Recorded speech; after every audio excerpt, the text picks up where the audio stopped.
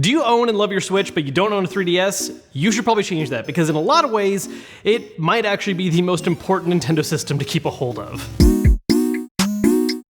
I have been thinking more and more about preservation lately, and something that I keep coming back to is those games that don't really make sense when they're not on their original platform. When you look at a lot of the stuff that's being brought over to the Switch and the kind of games that people want to see brought over when it comes to retro content like NES, SNES, N64, GameCube, Game Boy games, all of that makes pretty easy sense to port over. The game just needs to have the one screen for what's happening, and you have to hit buttons to play them. It's very straightforward. However, as we all know, something that Nintendo has really enjoyed doing in their later years is focusing on innovative new ways of playing games, which makes for really interesting, unique experiences, but then also complicates things in terms of how do you make that experience work if you wanted to make it available later on down the line somewhere else. And the system that really runs into this problem the most is the 3DS, and really by extension the DS, since it plays that whole back catalog. This line of handhelds from Nintendo focused on making use of the fact that you have two screens to work with, the bottom of which is a touchscreen.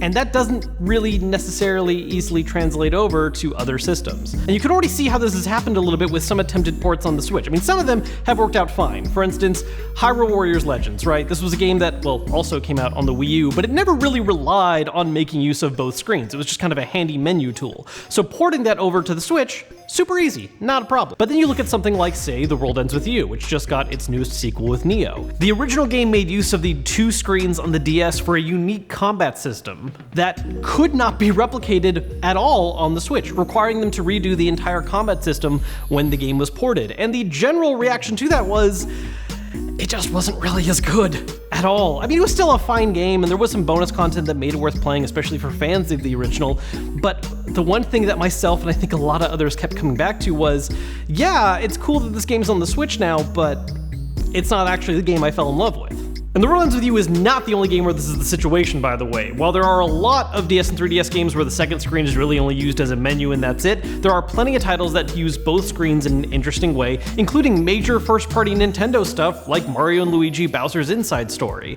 This is another game that, unless you entirely remade how some of the mechanics work, it's just not gonna translate over to a single screen setup.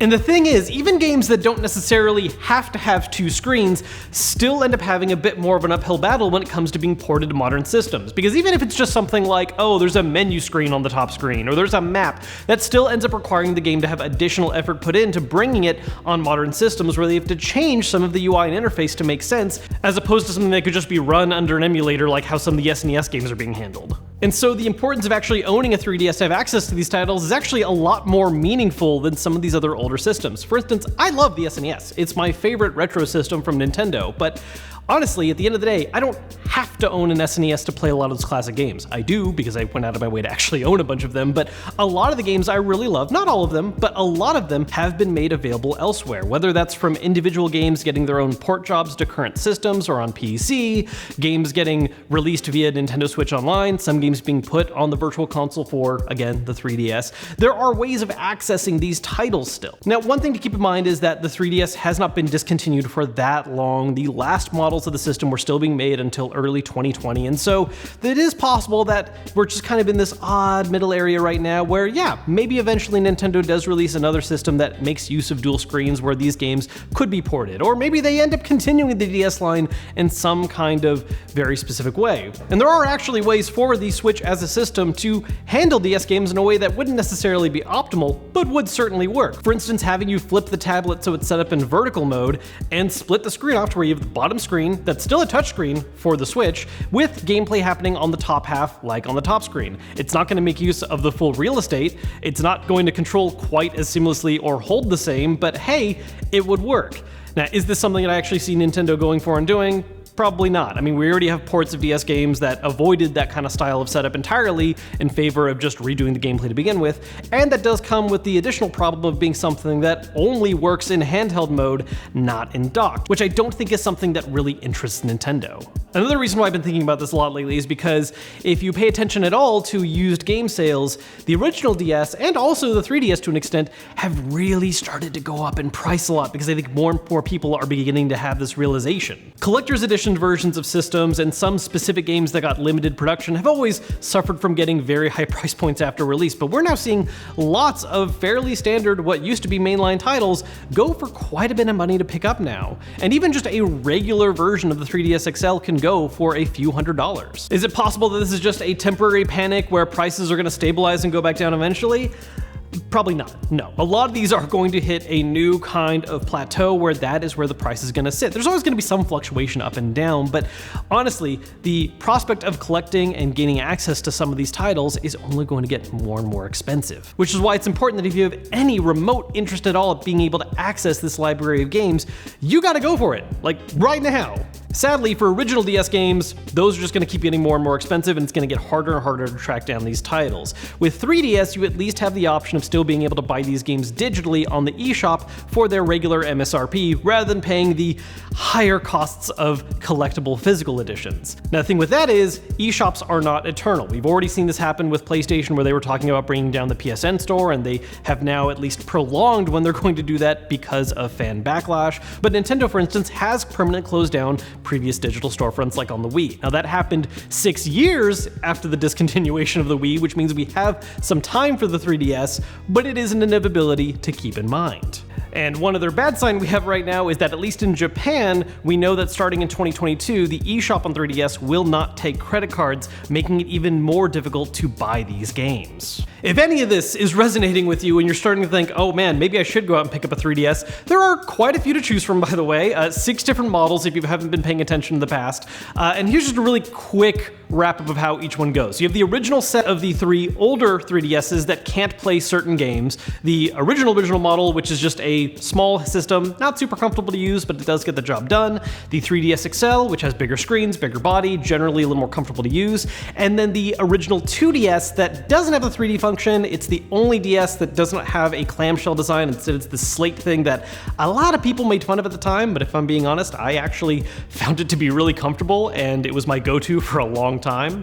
And then after those, you get into the new 3DSs, one of Nintendo's best naming schemes ever.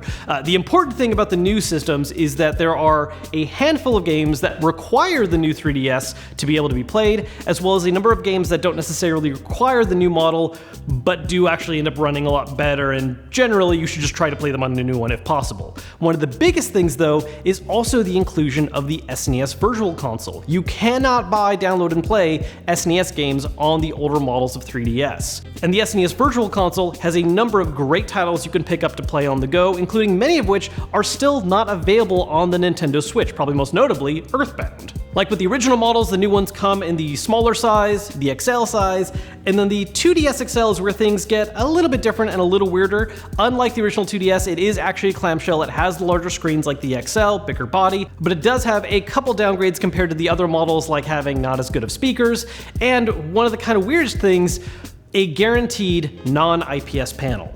This is one of the actually weird things about 3DS development, is that there actually are 2 different screen types you can get in certain models of 3DS. This is not true in the 2DSs or in the very original model 3DS to my knowledge. However, for some of the new 3DS and 3DS XLs, you could have either a TN panel or an IPS panel. There is no actual easy way of figuring out which until you actually turn it on and start using it, and it's actually a pretty important difference. This is not the kind of situation where one version's a little better for one thing and the other one's better in another aspect. No, not at all. The IPS panel is flat out better than the TN panel, and it's really just a gamble which one you get when you pick a system up. If you're curious to figure out which one a 3DS has, one of the easiest ways to figure it out is to turn the system on, turn it sideways, and see how well you can still see the image. If you can still see things very clearly, it's likely an IPS, whereas if it looks really blown out and hard to see, it's a TN panel, which all of my 3DSs are, sadly.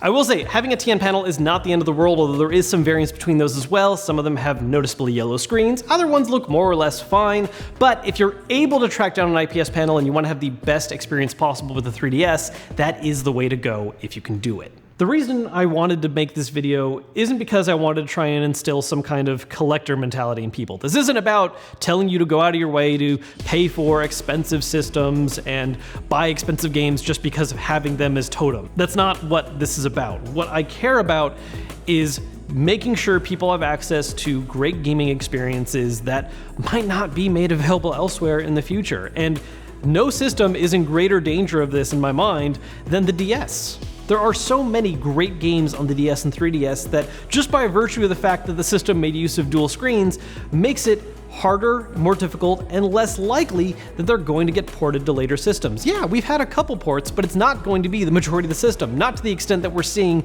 a lot of SNES and NES games come back. There are just so many games on the DS and 3DS that I think are truly wonderful, great experiences, and I have a very real fear that, unlike some of Nintendo's other platforms, these games we're just not gonna see again.